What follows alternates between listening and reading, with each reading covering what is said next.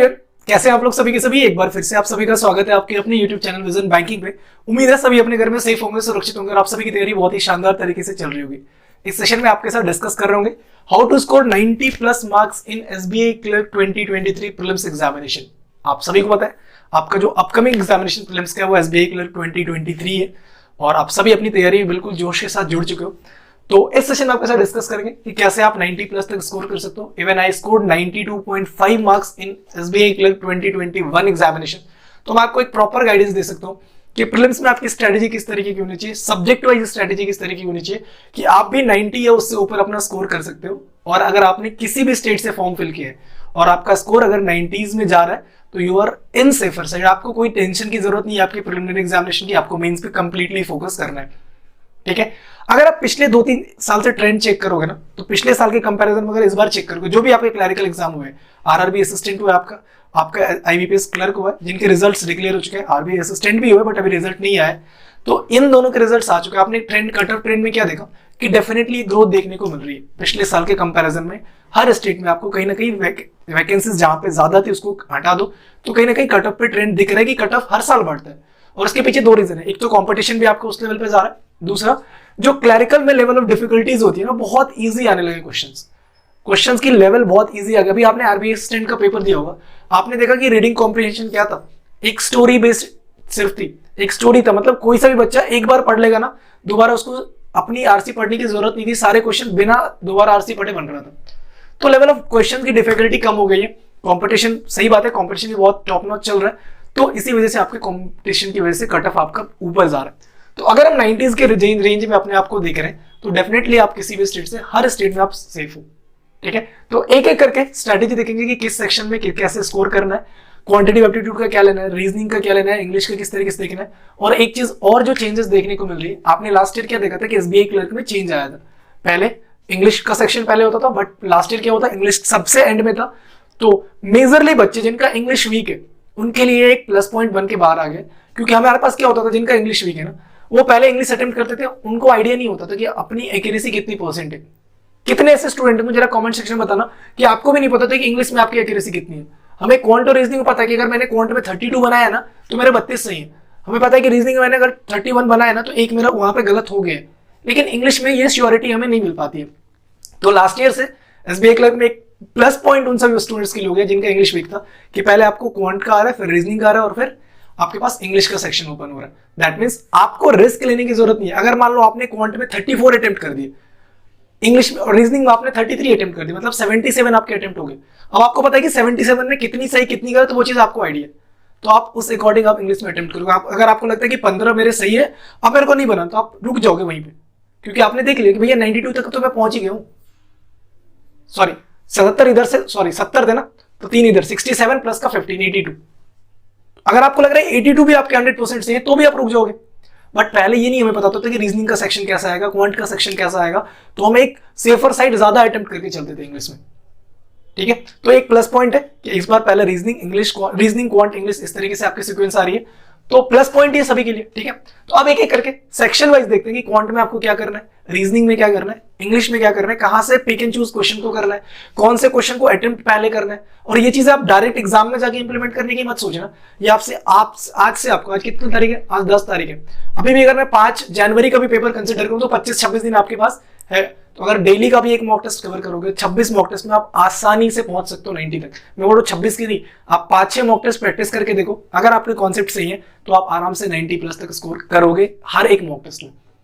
ठीक है, तो आइए एक एक करके देखते हैं पहले क्वांट का सेक्शन में कि किस तरीके से कैसे सॉल्व करना है क्वेश्चंस को। जैसे एग्जाम शुरू हो हमारे पास पहला सेक्शन मान लो क्वांट का आ गया। अब सिंप्लीफिकेशन के 10 क्वेश्चन, क्वांट का जो पैटर्न बनेगा, सबसे पहले पैटर्न क्या होता है कि आपको सिंप्लीफिकेशन के 10 क्वेश्चन, क्वाड्रेटिक के 5 क्वेश्चन और नंबर सीरीज के 5 क्वेश्चन। मतलब ये जो स्पीड बूस्टर टॉपिक होता है, स्पीड मैथ्स का टॉपिक होता है, यहां से आपके 20 नंबर के क्वेश्चन बन रहे होते हैं। लेकिन पिछले 1-2 साल से ऐसा भी देखने को दिखा है कि यहां से नंबर ऑफ क्वेश्चन तो पूछे जा रहे हैं 20, बट सिंप्लीफिकेशन से 15 क्वेश्चन पूछे जा रहे हैं, उसके साथ या तो क्वाड्रेटिक आपसे पूछ रहे हैं या फिर नंबर सीरीज आपसे पूछ रहे हैं। मतलब 2 ही टॉपिक आ रहे हैं, इन 3 में से टॉपिक 2 ही आ रहे हैं, नंबर ऑफ क्वेश्चंस आपके पास स्टिल उतने ही 20। जो कम आ रहा है वो सिंप्लीफिकेशन में आपका ऐड ऑन होकर आ रहा है। सिंप्लीफिकेशन के 15 क्वेश्चन देखने को मिल रहा है और 5 क्वेश्चन या तो क्वाड्रेटिक का या फिर नंबर सीरीज का। अगर आपको मान लो 10 क्वेश्चन आपको यहां से देखने को मिलते हैं तो आपको यहाँ पे 3 मिनट के अंदर अंदर ये चीजें सॉल्व करनी पड़ेंगी। ये मैंने लास्ट वीडियो में भी आपको बताया था, जब मैंने सिर्फ क्वांट की एक स्ट्रेटेजी बताई थी। और स्पीड मैथ्स के लिए मैं आप सभी को एक रिकमेंड करता हूँ कि एक वीडियो है यूट्यूब पे 11 मैथ्स ऑफ स्पीड रूल्स, आप एक बार उसको जाके देख लो। 1.5 घंटे की वीडियो है। मुझे नहीं लगता कि उसके बाद आपको इन 3 टॉपिक्स को करने के लिए किसी और सेशन देखने की जरूरत पड़ेगी। ठीक है, तो 3 मिनट के अंदर अंदर आपको अपना सिंप्लीफिकेशन सॉल्व करना पड़ेगा। ठीक है, क्वाड्रेटिक की बात कर ले, 5 क्वेश्चन, डिपेंड करता है कि किस लेवल के क्वेश्चन आ रहे हैं। फिर भी मैक्सिमम मैं बोल रहा हूं आपको 1 से 1.5 मिनट के अंदर अंदर, 1 मिनट के अंदर अंदर मैं हमेशा बोलता हूं एक सेफर साइड लेके चल रहा हूं कि अगर मान लो कि कोफिशिएंट बड़े बड़े आ रहा है तो भी 1.5 मिनट के अंदर अंदर आपके 5 क्वेश्चन यहां से सॉल्व होने चाहिए। और अगर नंबर सीरीज का क्वेश्चन आ रहा है तो आपके 2 मिनट के अंदर बन जाएंगे सारे के सारे। एक चीज और यहां पे मैं रिकमेंड करूंगा, नंबर सीरीज एक ऐसा टॉपिक है जिसको आप कभी अपने ईगो पे लेके मत बैठना कि नहीं मेरे को 5 बनाना ही बनाना है। आपकी किस्मत सही रहेगी, 5 के 5 क्वेश्चन बिना पेन पेपर देके बन जाएगा। आपकी किस्मत खराब हुई तो मुश्किल से आप 1 से 2 क्वेश्चन बना पाओगे, पता नहीं उसके बाद आप फंस जाओगे। और जैसे ही आप फंसे और आपने ईगो पे ले लिया कि नहीं मेरे को बनाना ही है, आपका पेपर वहीं पे खत्म, आपके लिए क्वांट का सेक्शन उधर ही खत्म। क्यों? क्योंकि अगर एक बार में नहीं हिट हुआ ना, अगर आपने एक बार डिफरेंस निकाल के भी देख लिया फिर भी नहीं हिट हुआ ना, उस क्वेश्चन को उस पॉइंट ऑफ टाइम पे आप छोड़ दो। और ट्रस्ट मी, आपने अगर उस पॉइंट ऑफ टाइम पे छोड़ा है उस क्वेश्चन को, आगे जाके ट्राई करोगे बन जाएगा। लेकिन अगर आपने उस क्वेश्चन को वहां पे नहीं छोड़ के अपने ईगो पे लेके बैठ के नहीं मेरे को बनाना ही बनाना ही बनाना ही है, तो फिर ये क्वेश्चन तो शायद ना ही बने, उसके बाद आपके पास टाइम भी कम बच जाए इस क्वेश्चन को सॉल्व करने के लिए। और कितने लोगों के साथ ऐसा हुआ है कि आपसे जब आप मॉक टेस्ट अटेम्प्ट कर रहे हो तो आपका नंबर सीरीज हिट नहीं करता, लेकिन जब दोबारा आप सारे क्वेश्चन बनाने तो वापस उस क्वेश्चन पे आते हो तो शायद से हिट कर जाता है एक बार में, होता है ऐसा। तो इस क्वेश्चन को आप अपने ईगो पे मत लेना। इसमें से आपको जिसको ईगो पे लेना है ले लो, नंबर सीरीज को सॉरी क्वाड्रेटिक को लेना है ले लो, क्योंकि बनने चाहिए वो सारे के सारे क्वेश्चन।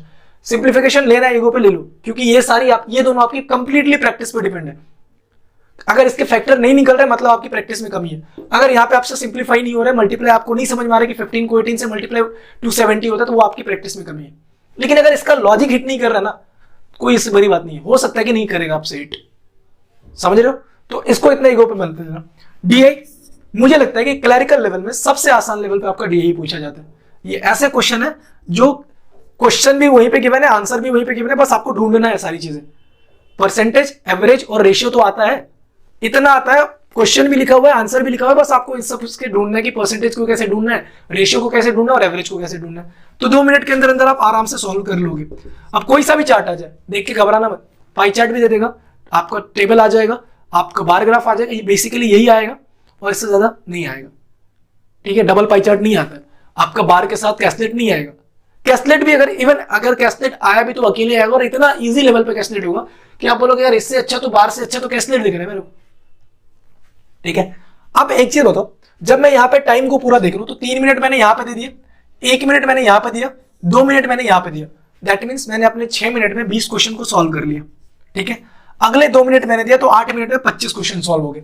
मैं 8 मिनट को 1 मिनट और एक्सटेंड कर दे रहा हूं, 2 मिनट एक्सटेंड कर दे रहा हूं, मैं ये चल रहा हूं कंसिडर करके, इतने भी 10 मिनट में मेरे कितने क्वेश्चन है, 25 क्वेश्चन में आराम से बनेंगे। उसके बाद क्या है कि 10 अर्थमेटिक। अब अर्थमेटिक में आपको चूज करना पड़ेगा।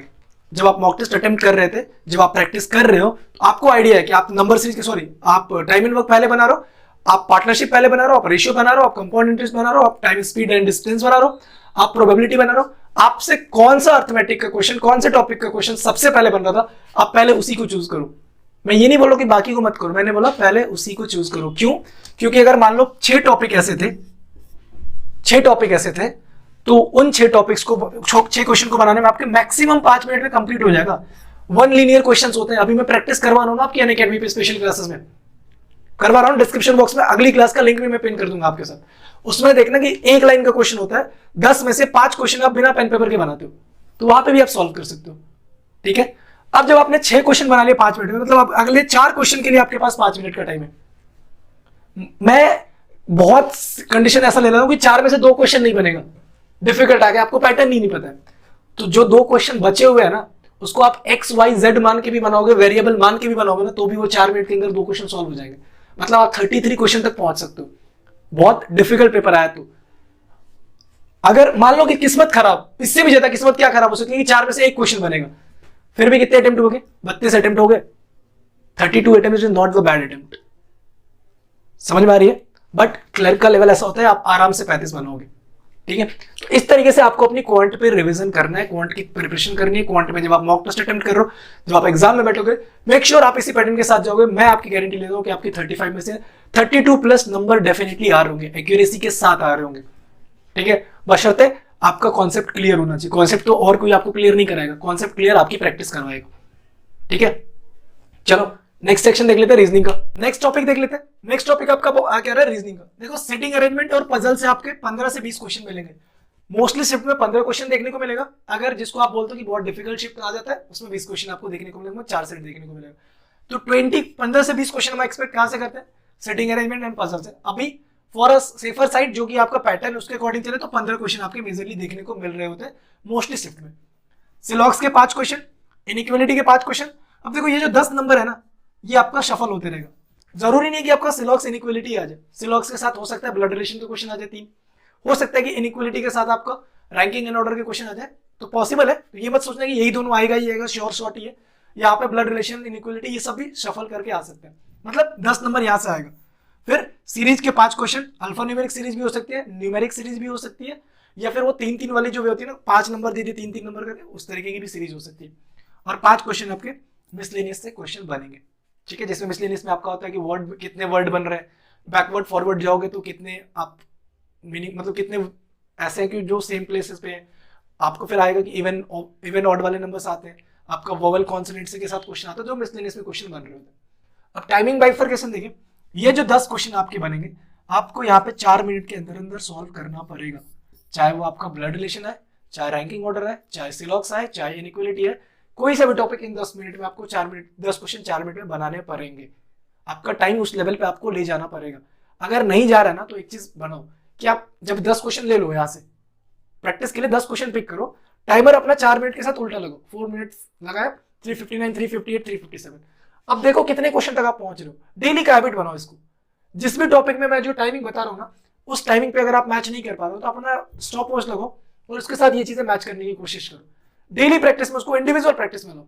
1 दिन, 2 दिन, 3 दिन, 4 दिन, 5 दिन, छठे दिन से आपका टाइम, जब ये टाइमर चल रहा था ना 4 मिनट का उल्टा, 25 सेकंड 30 सेकंड बचा हुआ दिखेगा, आपके 10 क्वेश्चन सॉल्व हुए हुए दिखेंगे। ठीक है, सीरीज यहां से सबसे इजी 5 नंबर आते हैं और यहीं से सबसे इजी में आपके नंबर कटते हैं रीजनिंग सेक्शन में। ध्यान रखना, हमें दिखता है ना कि बहुत इजी है, लेफ्ट से 7वां, राइट से 3रा कर दिया, भैया इसी में ज्यादा नंबर कटते हैं, इसी में ज्यादा गलतियां होती है। हमें काउंट करते टाइम ना वो चीजें, माउस का कर्सर ध्यान से मूव करना वहां पे। ये बहुत ही इजी के नंबर है, बहुत ही रिस्की नंबर भी यही है, 5 नंबर यहाँ से। ठीक है, इसको सॉल्व करने में आपके मैक्सिमम लगने चाहिए 2 मिनट, और इससे आप पहले बना भी लोगे आप 5 क्वेश्चन आराम से। 4 तो 6 हो गए, मैं इसको ले लूंगा, या चलो इसको 3 मिनट भी कर ले, तो 4 3 7, तो इसको ले ले तो 3 मिनट में बन जाएंगे। या फिर इन सबको आप 10 मिनट के अंदर सॉल्व करो। अगला 10 मिनट आप 15 जो आपके सिटिंग अरेंजमेंट है या पजल है उस पर दे दो। अब पजल में आपको चूज करना पड़ेगा आपसे किस टाइप का पजल एक बार में बन रहा था जब आप प्रैक्टिस कर रहे थे, कौन से पजल में आप बार बार फंस रहे थे, कौन सा पजल था जिसकी वेरिएबल, मतलब जिसकी आप पॉसिबिलिटी लेके आप इजीली बना रहे थे। ये चीज आपको पता है, ना मेरे को पता है, ना आपके किसी एजुकेटर को पता है, सिर्फ और सिर्फ आप ही उसके जिम्मेदार और आप ही को पता है। तो आपको वहां पे चूज करना पड़ेगा। फॉर एग्जाम्पल अगर मैं अपनी बात करूं तो मैं जब क्या करता था ना, फ्लैट फ्लोर वाला पजल दिखता था ना, स्किप कर देता था। क्यों? क्योंकि मुझे पता था कि इसमें मैं पॉसिबिलिटीज के साथ बनाऊंगा तब भी जाके मेरा फंसेगा। मैं ढूंढता था कि जहां पर डेजिग्नेशन सिटी वाले क्वेश्चंस होते हैं ना, मैं उसको पहले बनाऊंगा। मैं सीधा सीधा फ्लोर है ना उसको पहले बनाऊंगा। लीनियर सेटिंग अरेंजमेंट है ना, भले वो आउटवर्ड इनवर्ड है, कोई सा भी मैं उसको बनाऊंगा। क्यों? क्योंकि वहां से मुझे क्वेश्चंस का मतलब एक कहां से पिक करने क्वेश्चन वो चीज पता चल जाती थी। एंड वन मोर थिंग, जिस भी पजल में, जिस भी सिटिंग अरेंजमेंट में ज्यादा नेगेटिव आपको स्टेटमेंट दिखे ना, उसको मत चूज करना, चाहे आप कितने भी वेटरन हो उसमें। जब तक कि उसमें जिस आपको पजल या सेटिंग में ज्यादा पॉजिटिव स्टेटमेंट दिखे, आप उसको सॉल्व करना। नेगेटिव स्टेटमेंट वाले क्वेश्चन से मत सॉल्व करना, फंस जाओगे, बार बार बता रहा हूं। ठीक है, ये तो आपका रीजनिंग का सेक्शन।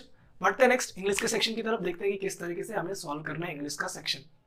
इंग्लिश सेक्शन ऐसा सेक्शन है जिसमें आपको टाइम की कोई कमी नहीं होगी। हर एक स्टूडेंट के पास इसमें सफिशिएंट टाइम, सफिशिएंट नहीं मोर देन सफिशिएंट टाइम होता है। ठीक है, और यहाँ ये एक ऐसा सेक्शन है जिसमें हमें सबसे ज्यादा सेल्फ डाउट होता है कि मैं जो अटेम्प्ट कर रहा हूँ ये सही अटेम्प्ट कर रहा हूँ, गलत अटेम्प्ट कर रहा हूँ। हमें श्योरिटी के बारे में नहीं पता कि हमारी एक्यूरेसी कितनी है। कभी कभी हम मॉक अटेम्प्ट कर रहे होते तो होता है कि हमारा, अच्छा हमने एक्सपेक्ट किया था कि मेरे 15-16 नंबर आ जाएंगे, लेकिन नंबर आ गए 23, कभी कभी ऐसा होता है कि हमने लगाया 25 क्वेश्चन, श्योर शॉट है कि 20 तो आनी चाहिए, 21 तो आनी चाहिए, और नंबर दिख गए, जब रिजल्ट आया 12 11 क्या हो गया पता ही नहीं चला। तो ये एक ऐसा सेक्शन है जिसमें हमारी टाइम हमारे पास सफिशिएंट है, सेल्फ डाउट हमारे पास सफिशिएंट है, हमारे पास श्योरिटी की कोई कमी नहीं है कि पता ही नहीं है कि क्या हो रहा है नहीं हो रहा है, कितने सही कितने गलत हो रहा है। हर स्टूडेंट के साथ नहीं बात कर रहा हूँ, मोस्टली जिनका इंग्लिश वीक है उसके बारे में बात कर रहा हूँ, ठीक है। अब देखो यहाँ से कैसे आपको चूज करना है। रीडिंग कॉम्प्रिहेंशन के 10 क्वेश्चन जैसा कि ट्रेंड देखने को मिला है 2023 में, वो तो लेवल बहुत आसान आ रहा है। अगर डिफिकल्ट भी है तो आप यहाँ से 10 में से ना कितना भी पेपर डिफिकल्ट आएगा 8 क्वेश्चन आप आराम से कर लोगे। कैसे? 2 से 3 क्वेश्चन आप करोगे कहाँ से? सिनोनिम सेंटोनिम से। डेटाबेस क्वेश्चंस होते हैं तो आपको 2 क्वेश्चन, 1-2 क्वेश्चन तो डेटा पे बेस्ड मिल जाएगा, फिर 1-2 क्वेश्चंस आपको वर्ड के साथ मिल जाएंगे कि कौन से स्टेटमेंट इसमें लिखी हुई है या फिर कौन सा स्टेटमेंट नहीं है, उस तरीके से आप ढूंढ के यहाँ पे 8 क्वेश्चन कर सकते हो। लेकिन हाँ एक बात ध्यान रखना, रीडिंग आपकी स्किल अच्छी होनी चाहिए। प्रीलिम्स क्लियर तो नहीं करना ना, मेंस भी क्लियर करना है, तो प्रीलिम्स के साथ साथ अगर आप मेंस की भी तैयारी कर रहे हो तो आपकी रीडिंग स्किल अच्छी होनी चाहिए। अभी से पढ़ना शुरू करो, पेपर पढ़ो, नॉवेल्स पढ़ो, जो भी पढ़ रहे हो आप पढ़ना शुरू करो। अब ये नहीं कि नॉवेल्स पढ़ रहे तो लव स्टोरी पढ़ रहे, 1990s की लव स्टोरी की पढ़ रहे, क्या फायदा होगा? आप अगर नॉवेल्स भी पढ़ रहे हो ना तो इकोनॉमिस्ट की नॉवेल पढ़ो, उनकी बायोग्राफी पढ़ो, ऑटोबायोग्राफी पढ़ो, ताकि टर्मिनोलॉजी आपको ज्यादा डिफरेंशिएट ना लगे एग्जाम के टाइम पे, ठीक है। पैराजम्बल अगेन ये पूरा पार्ट आपका कंप्लीटली डिपेंड करता है आपकी रीडिंग स्किल पे, आपने कितनी अच्छी से तैयारी कर रखी है उस पर भी डिपेंड करता है। अगर आप चाहोगे तो मेरे को कमेंट सेक्शन में बताना, मैं एक इंडिविजुअल पूरा सा पूरा स्ट्रेटेजी वीडियो बना के लाके दे दूंगा इंग्लिश का कि किस तरीके से आपको तैयारी करनी है, ठीक है। तो पैराजम्बल 5 क्वेश्चन। अब देखो यहाँ से भी ना इतना डिफिकल्ट तो नहीं आएगा जैसे IBPS PO SBI PO में आते हैं क्वेश्चन, इजी लेवल पे आएंगे। पहला क्वेश्चन तो आप आराम से पहला पता ही कर लो, क्योंकि आपको पता है कि कोई भी प्रोनाउन से स्टार्ट नहीं हो सकता, कंजंक्शन से स्टार्ट नहीं हो सकता, तो चीजें अगर आपने रीडिंग आपकी अच्छी है तो आप यहाँ से 5 क्वेश्चन कर पाओगे। डिफिकल्ट पार्ट क्या है? Spotting error. ये एक ऐसा है कि ग्रामर के पूरा का पूरा दलदल है, दलदल कहने का मतलब है पूरा का पूरा समुद्र है, ठीक है। आपने कितना ग्रामर पढ़ा उससे भी फर्क नहीं पड़ता, आपने नहीं पढ़ा उससे भी फर्क नहीं पड़ता। कभी कभी ऐसा होगा जो आपने पढ़ा है ना और जो आपके माइंड में उस पॉइंट ऑफ टाइम पे फीड है, उसी पे डिपेंड 5 के 5 क्वेश्चन आ जाएंगे और आराम से बना लोगे। कभी कभी ऐसा भी होगा कि आपने जो पढ़ा है, जो चीज अभी आपके माइंड पे नहीं है वही उसी में से क्वेश्चन आपको दिख ही नहीं रहा।